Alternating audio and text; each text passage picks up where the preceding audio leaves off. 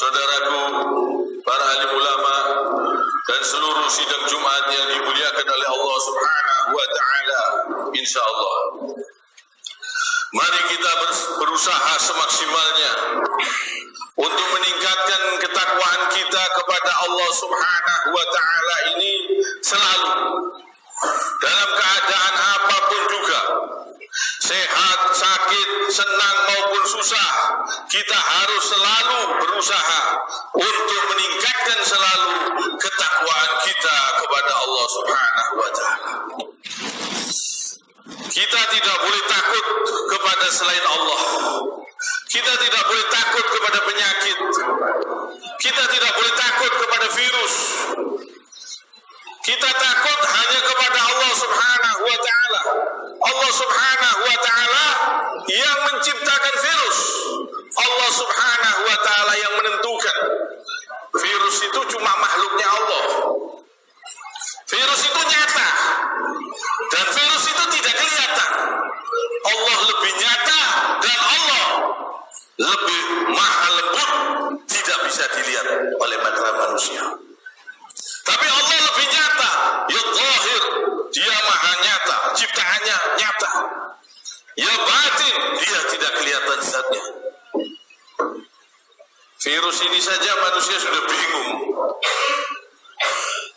Orang-orang komunis di negara Cina itu bingung menghadapi virus ini, bingung ya. Nyata, tapi tidak bisa dilihat. Apalagi Allah Subhanahu wa Ta'ala yang maha menciptakan. Virus masih makhluk ciptaan Allah. Allah Subhanahu wa Ta'ala maha segala-galanya. Kita tidak perlu khawatir.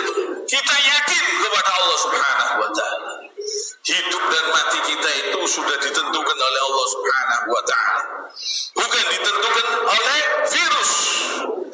Kita hidup dan mati ditentukan oleh Allah Subhanahu wa Ta'ala, bukan ditentukan oleh penyakit.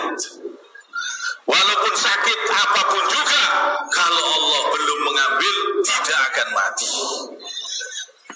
Walaupun sehat, seger buger, kalau Allah ambil, berangkat. Yang menentukan hidup dan mati kita ini Allah Subhanahu wa Ta'ala. Jangan sampai kita ini goyah, jangan sampai kita tertipu, jangan sampai kita bingung, gelisah. Allahu Akbar, Allah maha besar, selain Allah kecil. Allah bisa menjadikan di zaman Nabi Ibrahim alaihissalam. Coba kita perhatikan kisah yang ada ini, luar biasa.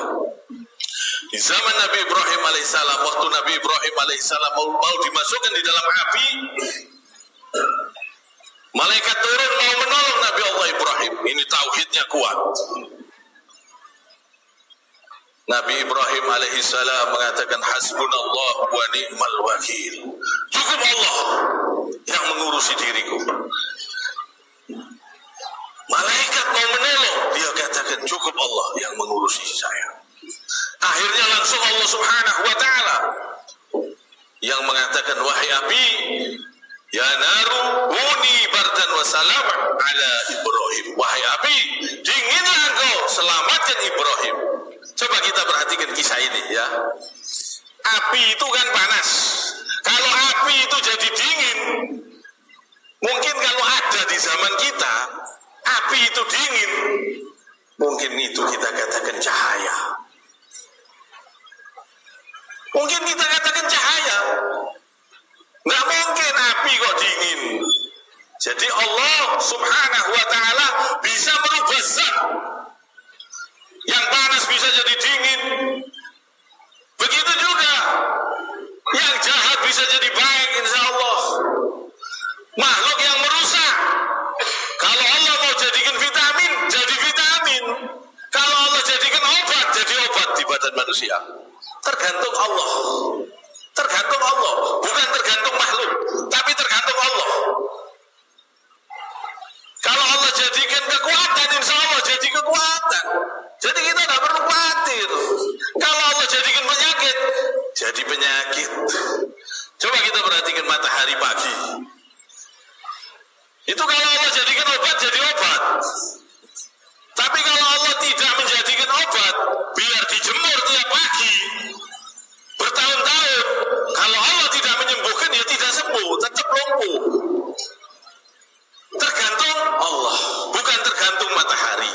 kesehatan kita, kekuatan kita, kemampuan kita.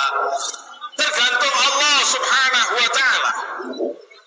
Hidup dan mati kita tergantung Allah, bukan tergantung penyakit. 1% pun penyakit tidak bisa membuat kita mati. Yang bisa membuat kita mati Allah Ta'ala yang sudah menentukan. Qadar Allah, takdir dari Allah Subhanahu wa ta'ala, itu yang membuat mati. Yang membuat hidup juga Allah Subhanahu wa ta'ala. Ditentukan mati karena kena penyakit, ya itu sudah qadar Allah, sudah ketentuan Allah. Kalau Allah tentukan sehat, mati, ya matinya keadaan sehat. Tergantung Allah.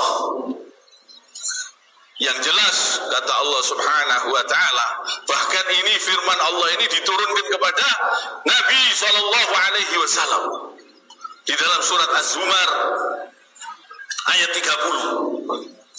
Kata Allah Subhanahu wa ta'ala, innaka mayyitun wa innahum mayyitun. Sesungguhnya kamu Muhammad akan mati dan mereka semua akan mati. Ini Allah Subhanahu wa ta'ala menurunkan firman-Nya kepada Rasulullah, orang yang paling dicintai, orang yang maksum, orang yang paling suci, yang paling mulia, utusan Allah Subhanahu wa ta'ala. Allah Subhanahu wa ta'ala menurunkan firman-Nya, sesungguhnya kamu Muhammad akan mati. Innaka mayyitun wa innahum mayyitun. Dan mereka semua juga akan mati. Dan di dalam surat Al-Mu'minun ayat 15 Allah Subhanahu wa ta'ala mengatakan, summa innakum ba'da dzalika lamayyitun. Summa innakum ba'da dzalika lamayyitun. Kemudian mereka semua juga, sungguh mereka semua setelah itu pasti mati. Jadi 100% manusia ini pasti mati. Dan dunia ini hanya tempat sementara, hanya tempat persinggahan sementara. Seperti dalam sebelumnya di dunia ini, kita dulu pernah tinggal di dalam kandungan ibu. Di dalam kandungan ibu kita pernah tinggal di dalam kandungan, belum ngerti apa-apa, belum bisa makan, belum bisa minum, belum bisa apa-apa. Allah semua yang memberi kita makan, minum, sampai bisa menghirup udara, sampai bisa lahir ke dunia ini. Asalnya di dalam kandungan, sebelum di dalam kandungan, di alam roh, ditiupkan roh di dalam kandungan, dipindah oleh Allah. Setelah itu dipindah ke alam dunia ini. Ini nyata. Dan ini alam yang pernah kita lewati. Kadang-kadang rasanya nggak masuk akal. Kapan kita pernah tinggal di dalam kandungan? Coba kita perhatikan. Di dalam perut belum bisa bernapas, jantung belum bisa berdenyut. Allah kasih jantung, Allah kasih denyut. Belum bisa bernapas, Allah kasih bisa bernapas. Yang asalnya tidak ada, Allah jadikan ada kita. Coba kita renungkan. Kalau kita renungkan ini, kita pindah di alam dunia. Di dunia ini sudah bisa keluyuran, sudah bisa bernafas, insya Allah. Sudah bisa makan, minum. Masih kadang-kadang khawatir begini, khawatir begitu. Ini perlu diperkuat iman, keyakinan kepada Allah Subhanahu wa ta'ala. Dan ini harus banyak berzikir, banyak mengingat Allah, dan banyak melakukan amal soleh, kebaikan. Karena apa? Karena orang kalau berbuat maksiat, berbuat keji, berbuat kemungkaran, hatinya bisa kotor. Semakin banyak, semakin kotor. Semakin kotor, akhirnya semakin ragu kepada Allah. Akhirnya keyakinan itu goyah, mudah diambang-ambingkan, mudah ditakut-takuti. Ini karena apa? Karena dosa yang belum ditobatkan kepada Allah Subhanahu wa ta'ala. Dosa-dosa itu mengotori hati. Semakin kotor hati, akhirnya semakin ragu kepada Allah Subhanahu wa ta'ala. Jangankan alam kubur, coba kita perhatikan. Sebelum alam kubur, kita pernah tinggal di dalam kandungan. Ini alam yang kita lewati. Kadang-kadang kita ini kurang yakin kepada Allah, sehingga tidak mau mentaati perintah Allah, tidak mau mengerjakan perintah Allah, sehingga tidak mau menjauhi apa yang dilarang oleh Allah Subhanahu wa ta'ala. Ini hati-hati. Tersiksa, gelisah, sedih, bingung gara-gara dosa. Gara-gara dosa bisa bingung, bisa was-was, bisa takut, grogi, bingung, sedih. Gara-gara dosa. Dosa-dosa itu bisa membayangi diri manusia. Supaya kita banyak-banyak bertobat, banyak-banyak melakukan amal soleh, kebaikan, sholat tahajud, sholat 5 waktu yang tepat waktunya. Justru perjalanan kita itu sudah mengerikan. Sebelum di alam dunia ini, perjalanan kita itu sudah mengerikan. Coba di dalam kandungan itu, kita kepites habis sudah. Di dalam kandungan itu setetes air. Bisa jadi darah, bisa jadi daging, bisa jadi tulang. Sampai terbentuk mata, hidung, tangan, kaki, lahir ke dunia. Subhanallah. Perjalanan kita itu yang mengerikan. Mengerikan, sangat mengerikan. Kalau sudah ditolong Allah, sudah habis dari dulu. Sebelum lahir sudah habis. Jadi ini semua berkat pertolongan Allah. Mari kita tingkatkan betul-betul ketakwaan kita kepada Allah Subhanahu wa ta'ala. Jangankan perjalanan di dunia, perjalanan di kandungan itu sudah mengerikan. Di dunia ini juga, kalau dari tolong Allah, sudah habis dari dulu kita. Kita masih hidup berkat rahmatnya Allah. Orang yang meninggal pun itu hanya perpindahan. Pindah dari satu tempat ke tempat yang lain. Hidup di tempat yang lain. Jadi kita tidak perlu khawatir. Serahkan sama Allah Subhanahu wa ta'ala. Kita pasrah kepada Allah. Yang penting kita berusaha bertakwa, mengerjakan perintah-perintah Allah, menjauhi apa yang dilarang oleh Allah Subhanahu wa ta'ala. Dan semua itu tidak akan bisa mengenai kalau Allah tidak menghendaki.